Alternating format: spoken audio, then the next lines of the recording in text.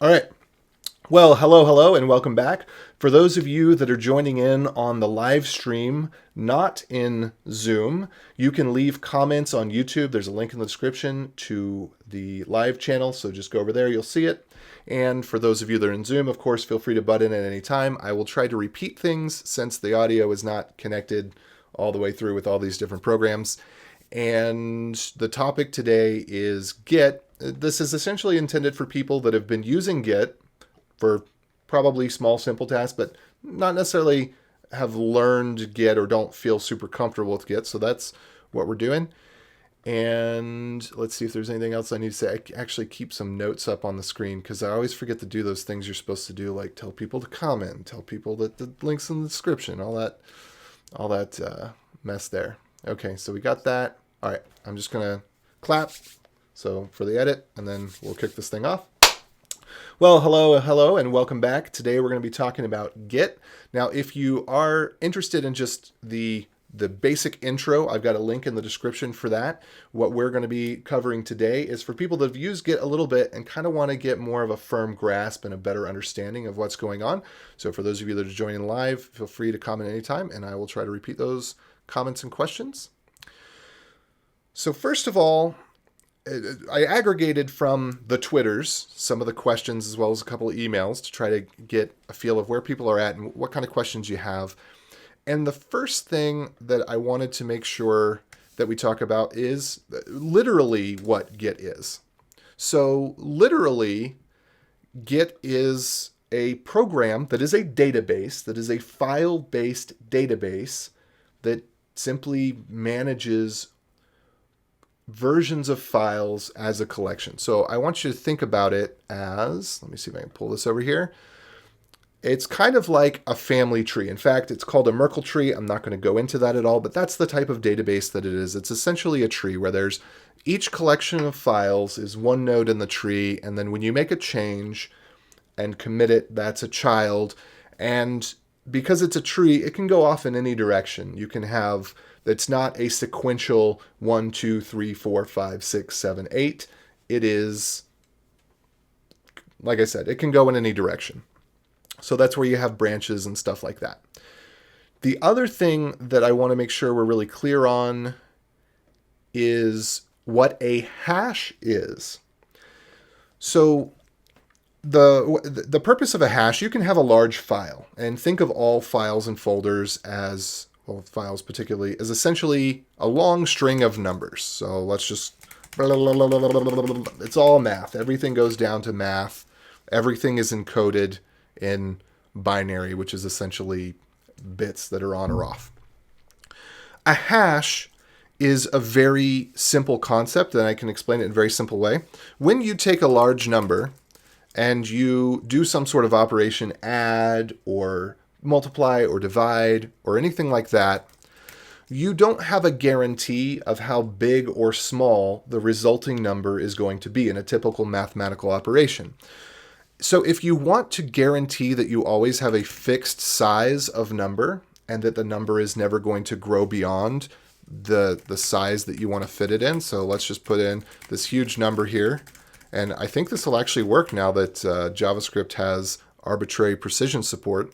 There's a mathematical operator called modulus, which is more or less the basis of what a hash is.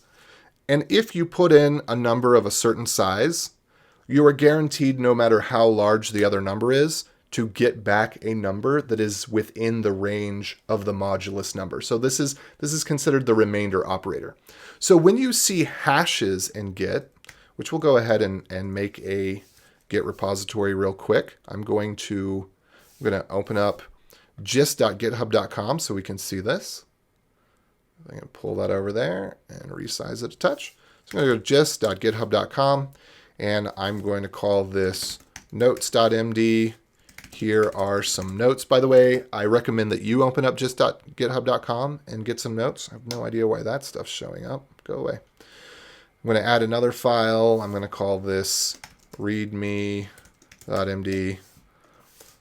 Most important stuff goes here. And then we'll add another file for good measure. There we are. And I'm going to create this gist. And now what I've done, all GitHub gists are Git URLs, Git repositories. So I might actually have to widen this out or something to be able to see the URL. Where is the clone URL on this thing? Where did it go? They keep on changing it, you know? I wish they would just leave it in the simple way. There we go. Clone via SSH. So essentially, I'm just looking at a folder. And when I do a clone, I am just copying that folder locally. So I'm going to go ahead and copy this. And you see there, this is a hash. This hash is a fixed length. No matter how big the files and folders are, I always get a hash that is the same size. And that is what all of the organization here is based on. And I'm actually going to rename that because otherwise it's going to take up half my screen. So I'm going to call this X, for example. We're going to move in here. And then if we look at the Git log, we can see there's one commit and there's the hash for the commit. When we did a git clone, literally all it did was copy the files over SSH. So if you're familiar with rsync or some of the utilities that I don't recommend that you use for copying, such as SCP and CP, then you essentially know how Git is working. It's just copying a file from one location to another. So now the files are here and they're in this Git database. So the database is in the .git folder. We don't need to go into what all of these things are. Of note will be config. You'll want to look in that sometimes. And then all of this refs and objects and info, and I think logs and packed refs and index and head. Most of the information here is part of the database. Some of it is configurable. Hooks, config, in particular, are configurable. So that's what it physically is. And I believe that this is important to know going forward because one of the first questions that we had is, how do we not break things in Git? And so I wanted to explain what it was, how it lives on a file system. It's just a collection of files. And when you have a branch, it is essentially just a copy of the point in the tree where you are. So if I were to do git checkout -b, this is the most common way to make a new branch, and I call this, typically we want to name our branches after features. So I'm going to say more notes.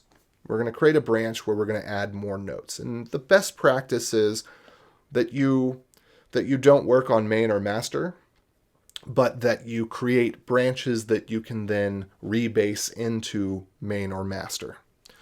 So when I do this, the only thing that I've done is create essentially a hyperlink, if you will, between the branch that is the main or the master and the branch that is called more nodes. They're hyperlinking essentially to the same node in the tree. So if I do a git log, we can see here's the hash for this node in the tree. And then here's head and more notes and origin master are all set to this node. If I make an update, let's say that I open up my README and I add more stuff and I save it and I do a git add, I add it, I do a git commit, add more stuff. Now, if I do a git log, you can see that there is a different commit, and you can see that the previous one, origin master, origin head, and master, are all still pointing to this reference, but now more notes is pointing to this reference. So that's just some of the details of the mechanics of how Git is working. So when you are operating in a branch, you don't have to worry about screwing up anybody else's work. If you want a safe environment to be able to work and explore and do things and screw things up, you can do it in a branch. And you can even push that branch. And it's going to be totally fine. It's not going to screw up anything. And in fact, in most cases, anything that you happen to screw up can be reversed fairly easily.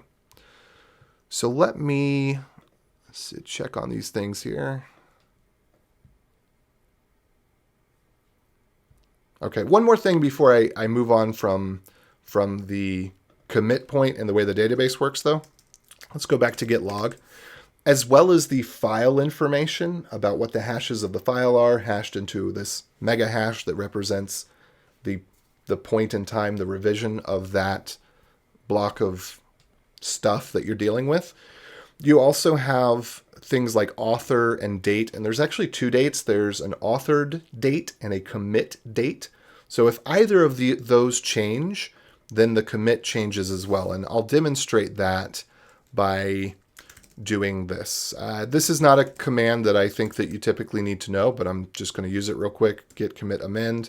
All that I'm going to do is change the commit date of this by changing one character in here. And then I'm going to go back and I'm going to remove that character. That way there's no change other than the date.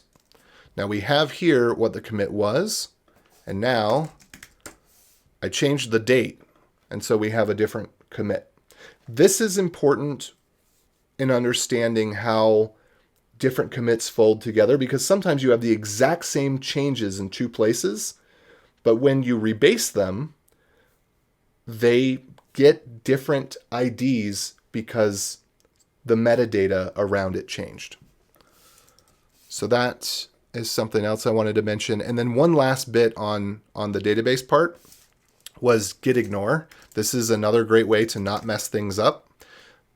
So in the Unix tradition, there's a file called .keep and there's a file called .ignore. And in the .ignore file, you can put patterns of things that you would like to not ignore. And .gitignore follows in this tradition, but it's read only by Git as opposed to other programs that read ignore files. And so here you can put in something like / means the start of the project. It doesn't mean the root of your computer, but the start of the project. So in my case, it's the current directory. And we have, say, I want to ignore all markdown files. I wouldn't really want to do that, but we could say I want to ignore all the markdown files that are at the top level. It'd be like this. If I said I wanted to ignore all markdown files, it would be like this. If I said I wanted to ignore everything, that might be like this. But I could also do not, put a bang in front, which means invert. So I could say ignore everything, but actually don't ignore markdown files.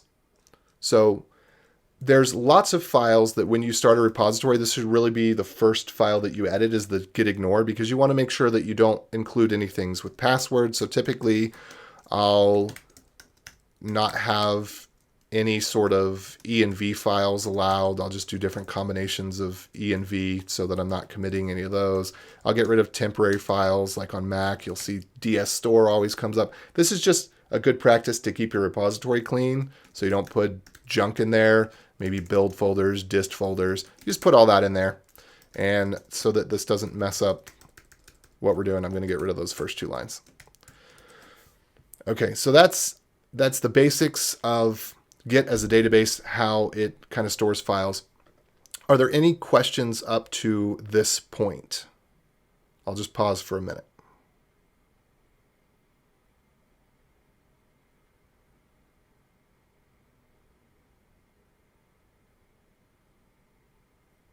Okay, I'll move on then.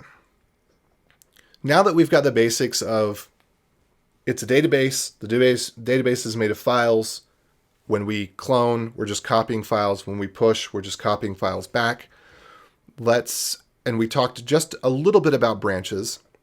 Let's move on to some of the important commands that we need to use and how they work. I'm going to start with actually git rebase, because it's kind of the simplest way to go about modifying your repository that is often overcomplicated, and people tend to not know about it, I think for historical reasons. You know about git merge probably. I would suggest forget about git merge. Git merge is kind of V1 git, and git rebase kind of replaces merge, but people still end up using merge a lot of the time anyway. Git rebase is what allows you to fold things together in order or otherwise manipulate the order of commits. So I wish I had the picture in front of me. I'm going to try to find one real quick, actually, to put on the screen here. Because this is best understood. Here's a good picture. I think this one, that one looks all right. Let me see if I can find another one real quick. I'm going to pull this over.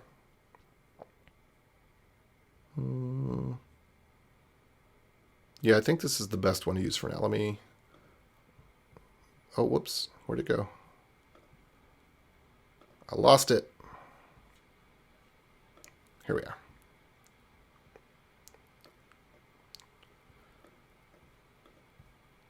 Here it comes. There we are. So when you make commits in Git, there's these trees. We'll just represent them as lines for now because this is a simple way to think about it. You make a commit.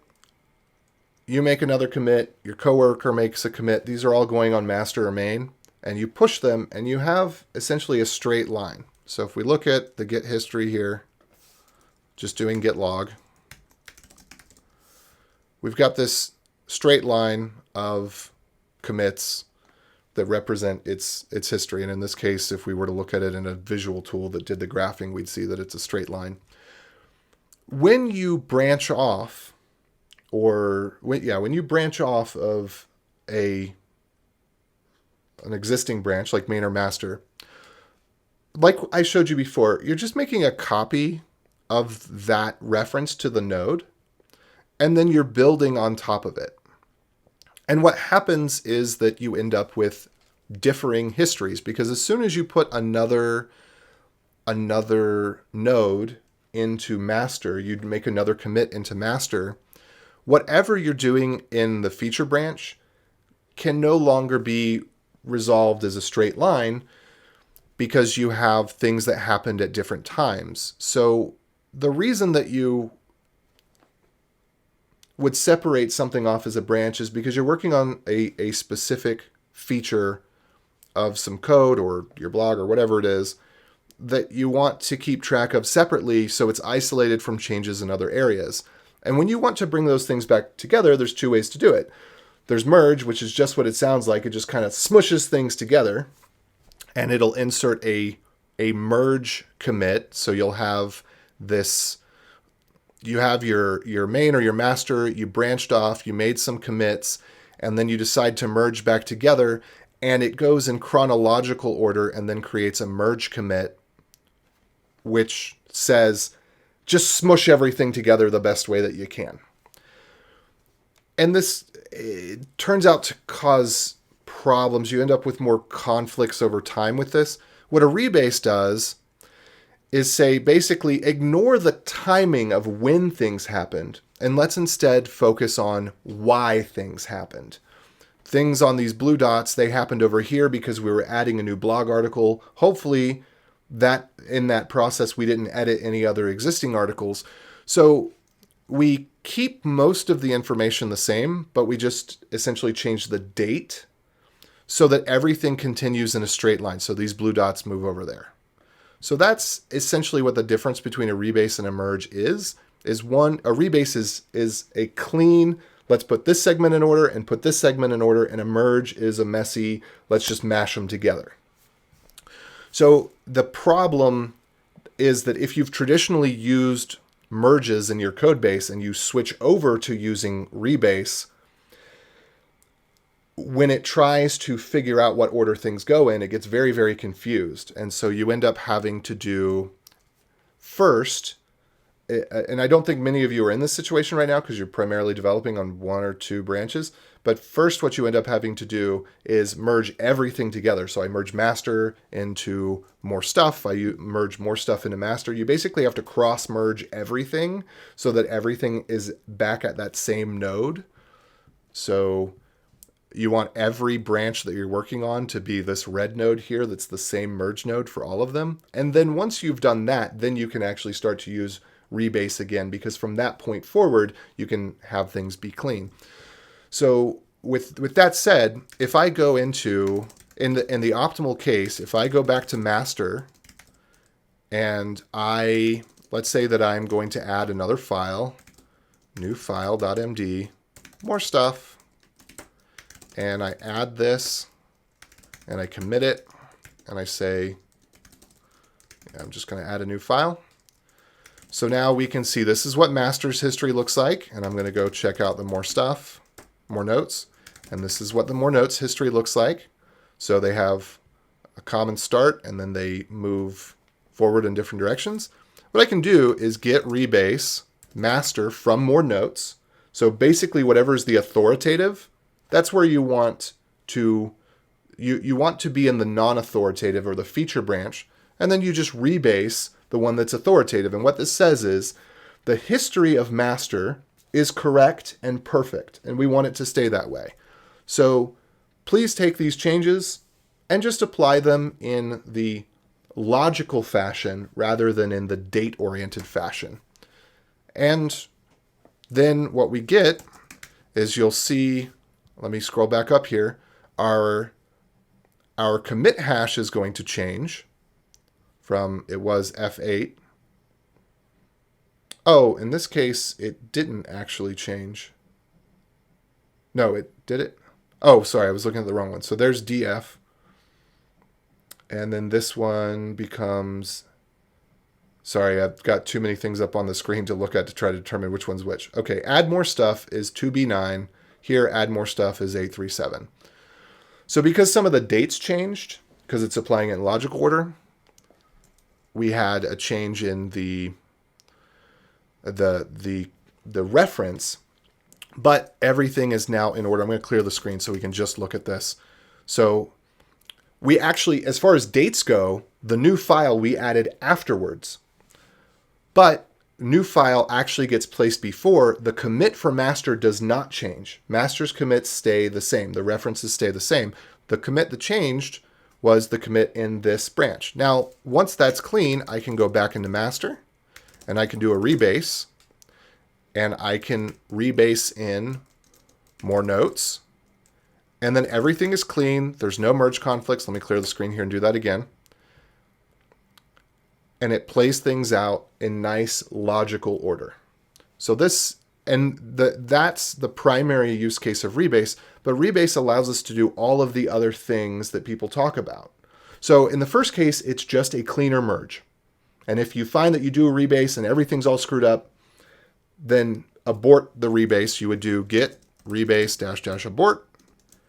And instead of that, you would do a git merge so that you can get things back on track, and then moving forward you can use rebase, because you can't rebase something that's been merged differently in different branches. So let's go back to git rebase -i. When we use -i, we can use, this is the magic command. I'm going to paste this in the chat for y'all. This is the magic command that I use. Git rebase -i, and then you give it head, tilde, and some number of history. This lets you change your history. And typically you don't want to do this on the main or master. You do this in the feature branch, but it allows you to organize things. So for example, sometimes you do some work, you realize that you made a typo, and it's not related to the work you're doing, but you realize that you made a typo somewhere else, so you go ahead and fix that. You can commit these things separately so that you have nice messages, and we'll talk about messages in just a second. And then you can change the order in which they were applied. So we'll go ahead and do this. I'm going to go back into my more notes branch. So let's go into more notes. And let's say that I wasn't actually intending to work on the good file here, but I realized there was a typo. I left out good when I put for good measure, and I didn't put the period there. So what I could do is I can add this, and I can do git commit fix typo. And if I look at my history, fix typo is now here, and maybe I'm going to do some more work on the thing I was intending to do work on. So I actually don't want to have this maybe logically breaking up the flow of commits that explain what I'm doing. I don't recommend being pedantic about this sort of thing, but I do offer it as a possible scenario. if I do git rebase -I head, and let's do, I'm going to have to do a small number because we only have, I think, max 4 commits here. So I think if I do 5, it'll tell me, yeah, there's not 5 commits to look back from. So let me do 3. And what you'll see, now what's confusing about this, I'm going to tell you the confusing part first. This is in the reverse order from the way the git log works. And sometimes I get mixed up by that.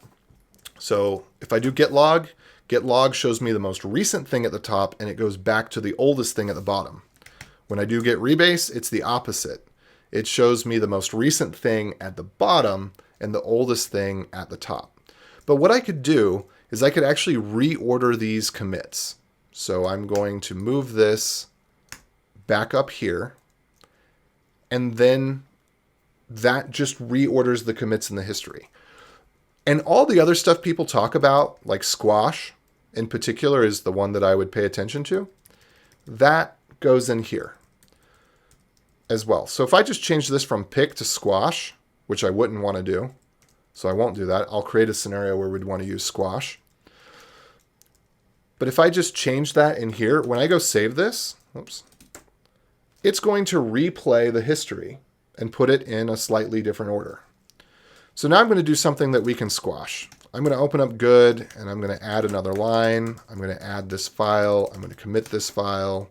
That's actually the wrong commit message, but I don't care in this case. I'm going to add another one, and I'm going to do the same thing again. Whoops.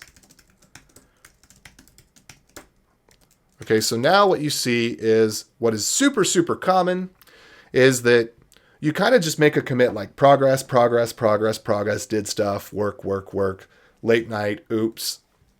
And you want to make this more meaningful, especially if you're working on an open source project. People don't like that kind of thing. They don't like just spurious commits that are meaningless. So what you do is you just type git rebase, and you pick a number. Typically I'll pick 10, but in this case there's not 10 commits. And it's going to show you the last of those numbers. And then what you can do is just do squash. And what this means is it's going to fold this commit into the commit above it. And then it's going to fold this commit into the commit above it as well, which since that commit is folded, both get folded away. And the only thing that we have here is add more stuff. So when I exit this, it comes back up. And what it wants me to do is to consolidate this. Now, most of the time when I'm doing this, my commit history looks like progress, did stuff. And so all that I'm going to do is just delete everything except for the very top one. But if you want to be more descriptive, if this was a big chunk of work that took you a week or something, you can go in here and then say, added 3 copies of for good measure to good.md, added new article with great info, and the space, so this becomes your subject. Just think of it like an email because it actually is kind of modeled after email. The first line is your subject. They recommend that you keep it to about 50 characters or less. And then the next lines are typically, you're supposed to put things in the present tense, as in what verb form, what will this commit do if I accept this commit? So a lot of people don't like if you put added because that's past tense, that's what did happen. But the way to think about Git is when you rebase something, what will happen as a result of the rebase is kind of the way to think about it. Again, I don't think there's a lot of value in being too pedantic about this, but just so you know some conventions. So now I'm going to save this. And then what we're going to get, if we look at our history, is that now the subject of this commit is add more stuff. And we can see that it has a larger bit of information in here about what was done. So that's what squashing is. That's one of the most common questions, and it's one of the most common requests when you work in an open source project or on a team project where a lot of people have been doing stuff before. So I want to take a pause and ask, what questions do you have about that? This, for me, the goal here is to become better at explaining these things, and I don't pretend that I am great at explaining these. And I imagine that wasn't perfectly clear. So I want to know, what kind of questions does that raise in your mind? Or if that can't be answered, what did you understand to put in contrast of what you didn't understand?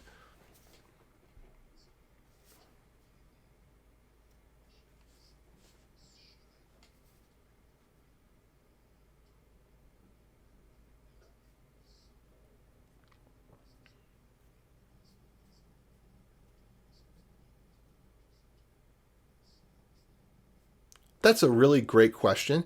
I'm going to put that on pause because I'm going to go into that in just a minute anyway. Are there any other questions?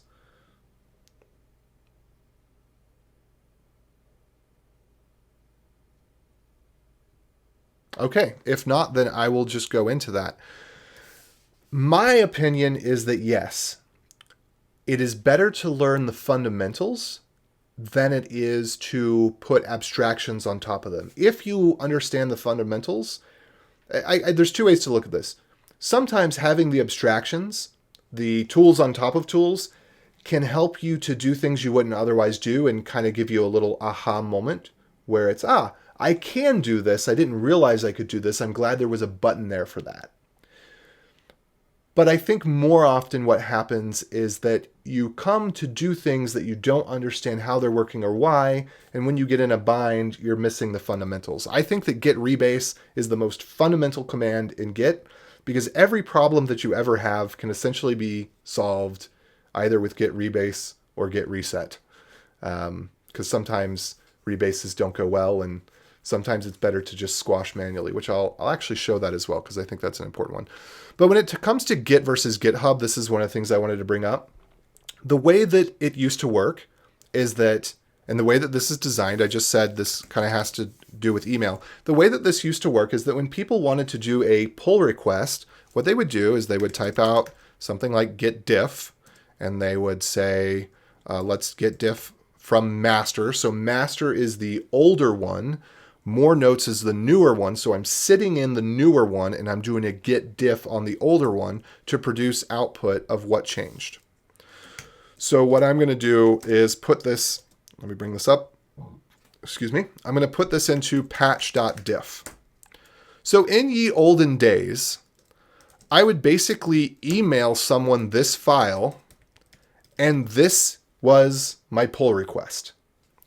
Just emailing them the file. Say, hey, I'd like this to change. And then they would do something like git apply patch.diff. And then that was the pull request right there. I did a pull request. I sent them an email. They downloaded the file. They inspected the file. They said, hey, looks good. They ran git apply. That was them handling the pull request. So GitHub is really convenient because it allows us to be social, but it also can sometimes be annoying because particularly GitHub was built on the old V1 of Git where merges were what you used, and we didn't have the flexibility of Git rebase, or it wasn't fully built out yet. Now we do. So GitHub has this legacy of, and if you use other Git platforms like Git or GitLab, they're a little bit more up to date, but GitHub always wants to merge everything. And so I never use the GitHub interface when I am doing Git commands. I git push to GitHub, I git clone from GitHub, I do all of my work in the terminal. I do use the editor on GitHub sometimes. I'll click edit on a file and do it that way.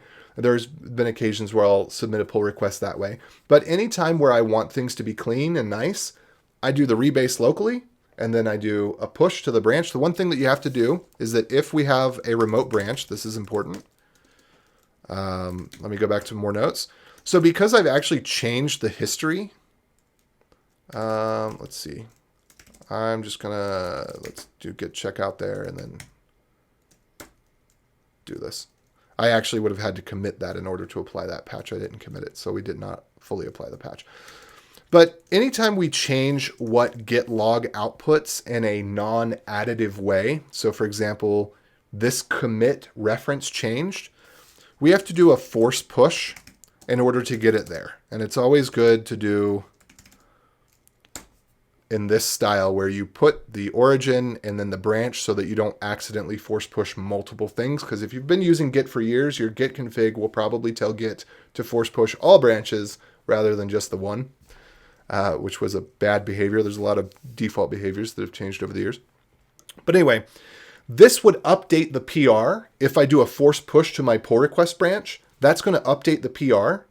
And so that way I can do the rebase or make things clean. I can change the history all I want for the author of the project as they request. I can do a force push. I don't have to open up a new PR.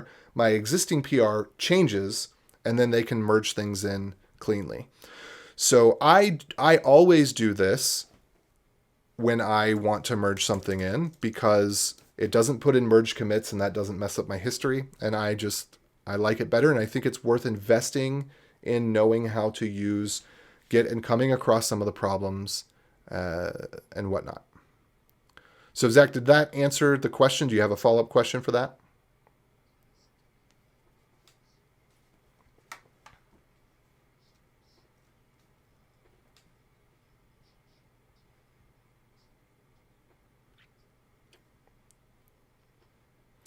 I am working on that. So I will have a cheat sheet on Git up for you at some point. I don't have a handy reference that from someone else that I can recommend. I probably should. There's probably something out there that I do like. But I approach learning in a particular way, and I try to optimize the number of things that I learn down to, I operate kind of like an ARM processor or a RISC processor where I try to focus on the fewest number of things that bring the most value. And if there's something that's just an abstraction that I could learn, I usually try not to. So a lot of the stuff out there, all of it is going to tell you how to use Git merge. And instead I would tell you just learn Git rebase. And there will be, especially going into an existing project, there would be some headaches you'll find where you just have to do a merge to get things, like I said, back in order. So every branch is back on a red commit to start anew. But I would say if you Google the GitHub Git guide is probably a really great place to start in general. But I will come up with a cheat sheet of my own that I will share with you all later. All right, so a couple other things. We're running up on time here. I hope this doesn't just cut off in the middle of me speaking, but if it does, oops.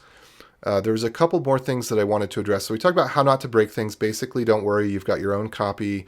If you follow the pattern where you do a pull request through a tool like GitHub, then people can review the changes and you're guaranteed to not mess things up. And if you do rebase, then you're even more likely to not mess things up. Okay, cool. Thanks for that. We talked about git ignore. I think that's super, super important to understand. It's one of those tiny little things that makes the world of difference in not accidentally committing your AWS keys or employer credentials you're getting from your employer into a repository, as well as just keeping things clean and not accidentally committing build files. We talked about branches, rebase, merge, Git versus GitHub. When you fork something on GitHub, this is important. Let me explain to you what a fork is. So I'm going to pop out of that directory real quick. Bring this back up to the top. Git clone. I just made a fork. All a fork is a Git clone. GitHub tracks it by username so that you can say this copy of the repository came from this other place. But the purpose of a fork originated from before there were pull requests, you still did some of this. And this is not Git nomenclature. This is GitHub and other Git GUI social tool nomenclature. Before PRs work the way that they do, you would fork a project and then you would do your work in your fork rather than doing the branch work. And then you would do the pull request. They introduced the pull request at some point. I think I was already in GitHub by the time they did that. But things changed early on a lot. Anyway, so the fork is just a copy that it's keeping a relationship of where the copy came from so that you know what the canonical repository is. And it's essentially just your own set of branches so that you can work on your own, not do anything that would be disruptive to the author of the project, and then get their review before it's brought in. Nowadays, when you're working in an organization, a lot of times they don't even like you to fork anymore because I think they don't quite understand what a fork is. And like I explained, the historical nature of things has changed and things get updated. So it used to be that when you were working at a company, you would fork the repository and you do a pull request the same way that you would with an open source project. Nowadays, you typically, everybody gets added to the repository, but now they have different permission systems in place. So for example, only the 2 lead devs can commit to master, and everyone else can commit to their own branches, but the 2 lead devs have to both sign off on a commit before it's approved and allowed to be merged in a master. And that is actually managed through Git hooks. So all of the fancy stuff that GitHub does, most of it, oh, let me go back into here.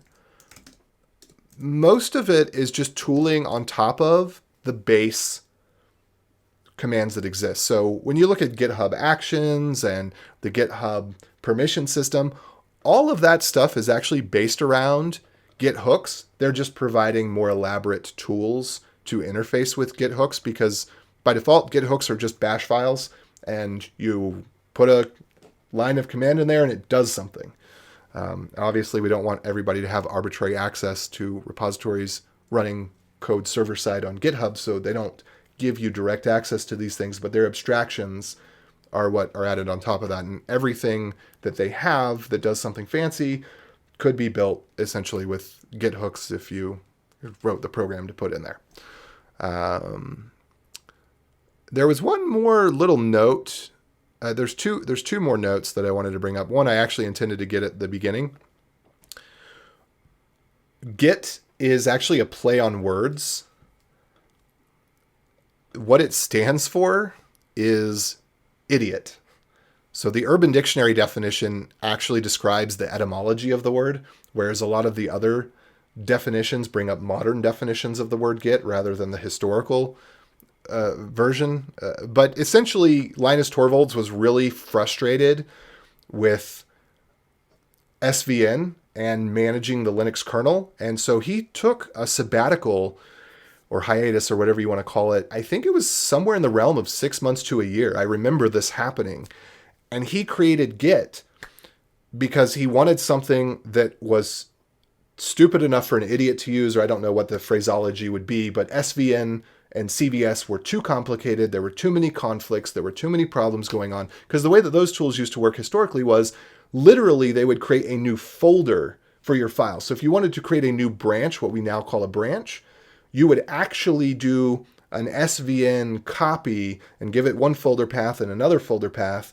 And then when you wanted to do what we now call a merge, it would actually be taking things between 2 copies and copying the files over. So it wasn't as much of this nice database approach as it was perhaps a more easy to understand, because not necessarily based on hashes, but more about file structure, although I think it actually was based on hashes. But anyway, there was a lot of file structure, whereas with Git, we have very little file structure. It's just what you're working on right now is what's the file structure. When you change branches, it switches that. Okay, and I think there was one more thing that I wanted to cover in here. Oh yeah, Git reset. So I talked about Git rebase. Everything that you can do with Git rebase, you can do with Git reset. Git reset is kind of the underlying tool. Git reset basically means forget the history for this branch. So what I'm going to do, we're going to see how this works out.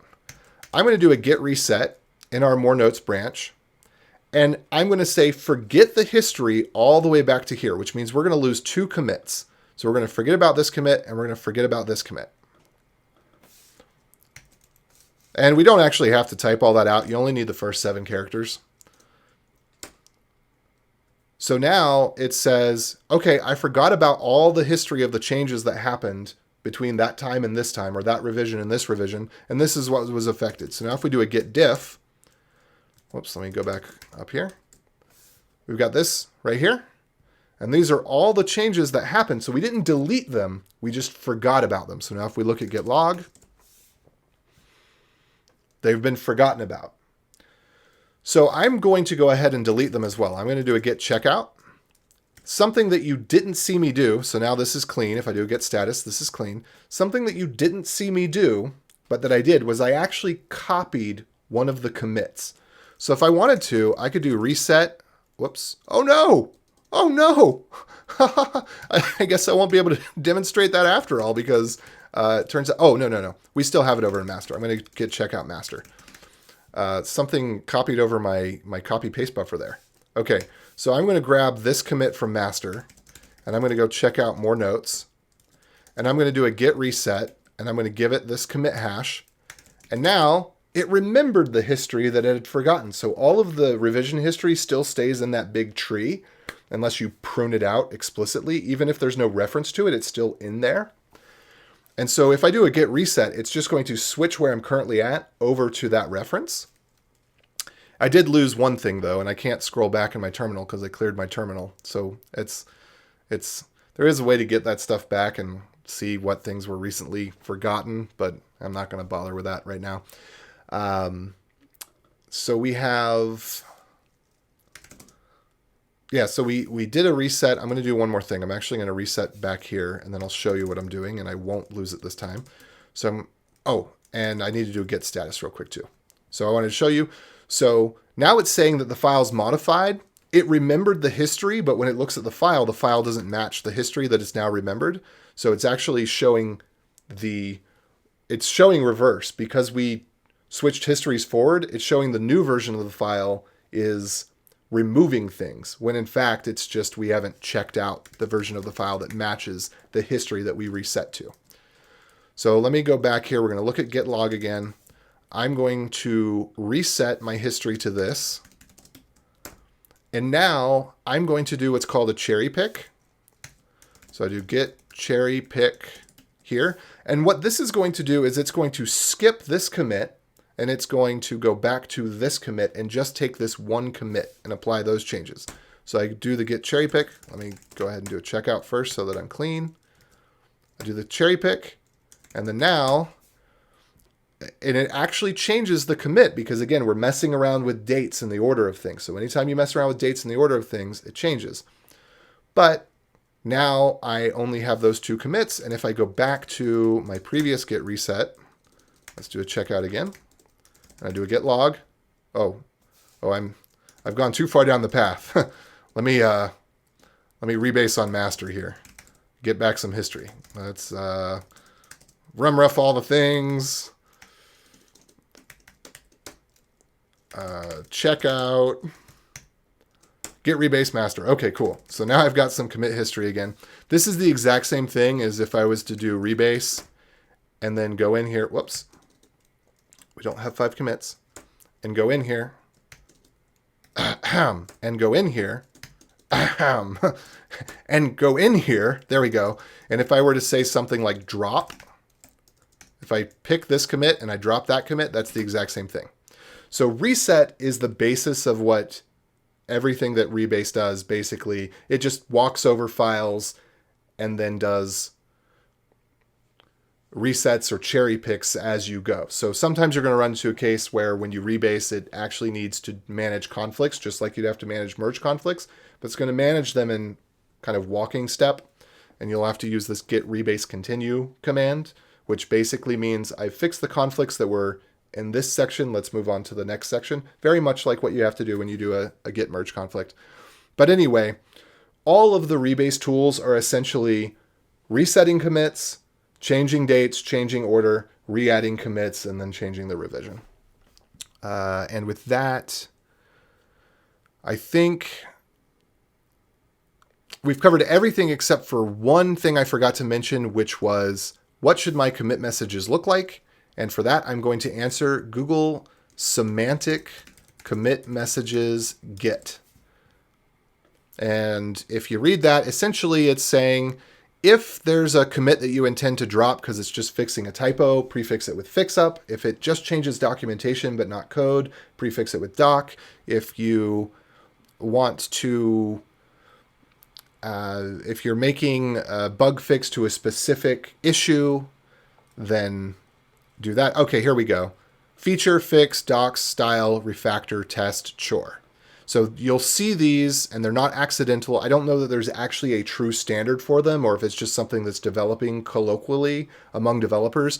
But you'll find that there are a number of automated tools, CI/CD type tools, that actually use these specially to say, okay, doc fixes can go in without running the tests, or feature fixes require two developers to sign off, or chores are highlighted in blue, things like that. So for how to write good commit messages, I would just suggest looking at the semantic stuff. All right.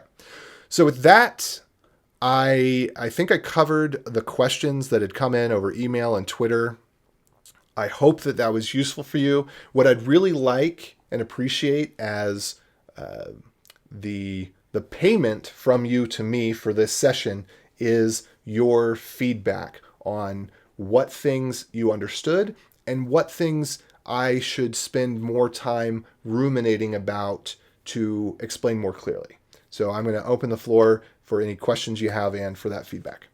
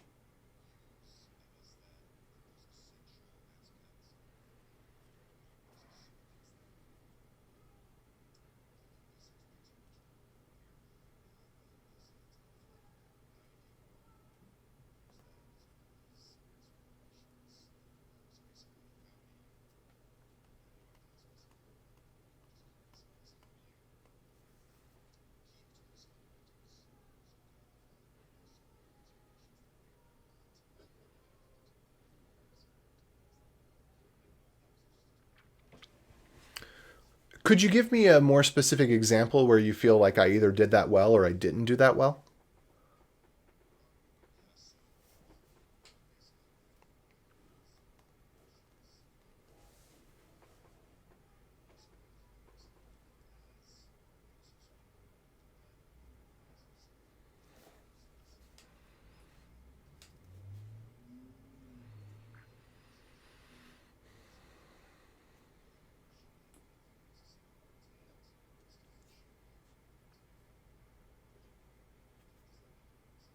It does. I think I understand conceptually what you mean, but I have a hard time understanding what a concrete example is. Meaning, was there a question of yours that I maybe skipped over because some of it was fluff? Do you feel like that? Or are you.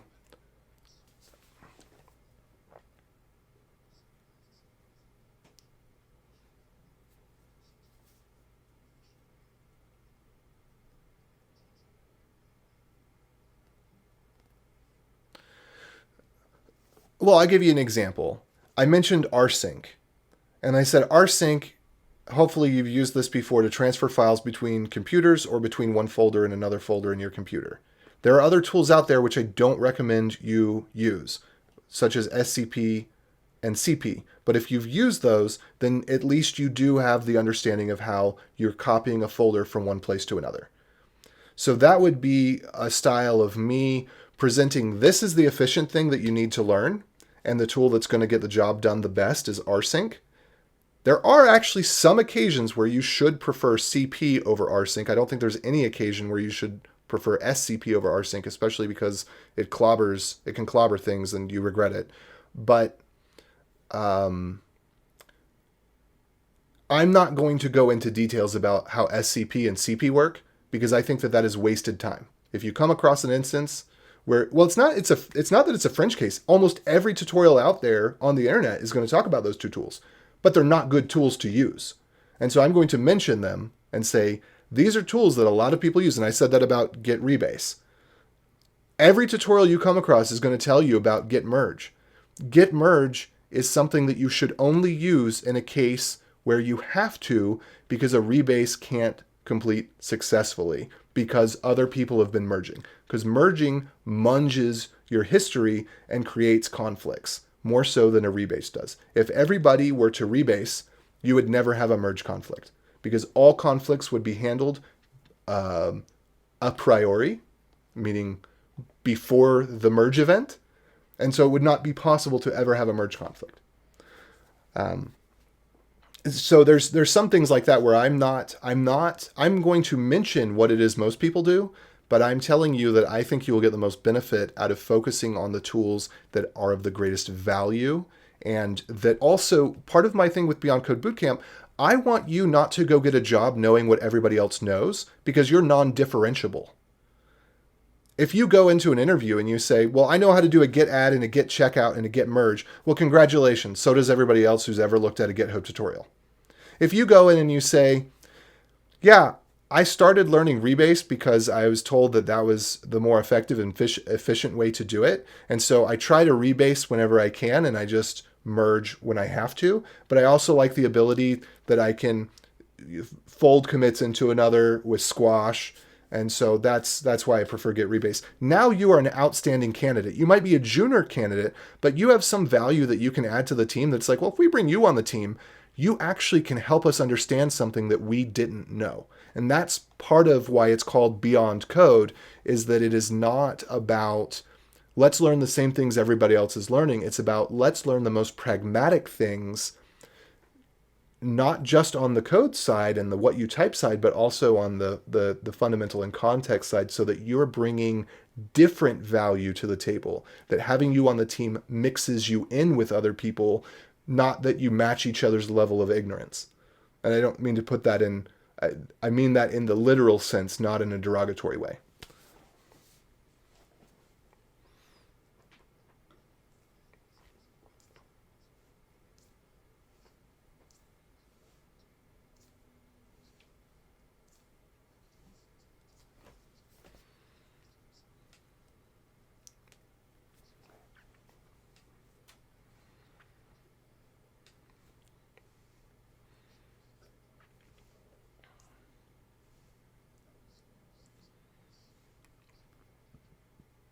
Yeah, and that's a core goal of mine because the reason that I've got the jobs that I have gotten is not because I knew what other people knew. It's because I didn't know, or that I knew things other people didn't know. That's where I've brought value onto teams. Everybody knows the JavaScript that we're working in. I'm the guy that also knows how to do Bash. Everybody knows how to, can't come off the examples off the top of my head, but it is those little nuggets that have made me different and made me a candidate that sticks out. And that's what I want to give to people because you're all starting out on a baseline of nothing. You don't have any experience. You're like, but if you can bring something to the table that's unique, then you become more valuable because along the other people that are junior like you are, that have limited experience like you do, you can fill in the gaps. And what I want for people that graduate from Beyond Code is, as it's developed into an actual course and whatnot, is that when you go to get a job, you can ask a question to a senior developer in the way of, say, one of the tools I recommend is RG. No one's going to teach you RG. Everybody's going to teach you grep. But if you go to a senior developer and you say, hey, I'm having some trouble searching through the code, I'm using RG, and they say, well, what's RG? And they don't know about it yet. If you show them RG, ripgrep, they will immediately understand it and know why it's valuable. It won't take any time for them to see, oh my gosh, I've been using grep. We have ripgrep available. I should be using that. So way off on a tangent from talking about Git, but that is an aspiration that I have, is to help you gain skills that even when you're talking to people that are more advanced than you, when you're asking them for help in something and they see over your shoulder that you've got a terminal that has icons in it, that you're using tools that are modern and efficient. Well, I got to go. It is past time. Adios. Peace out. Bye.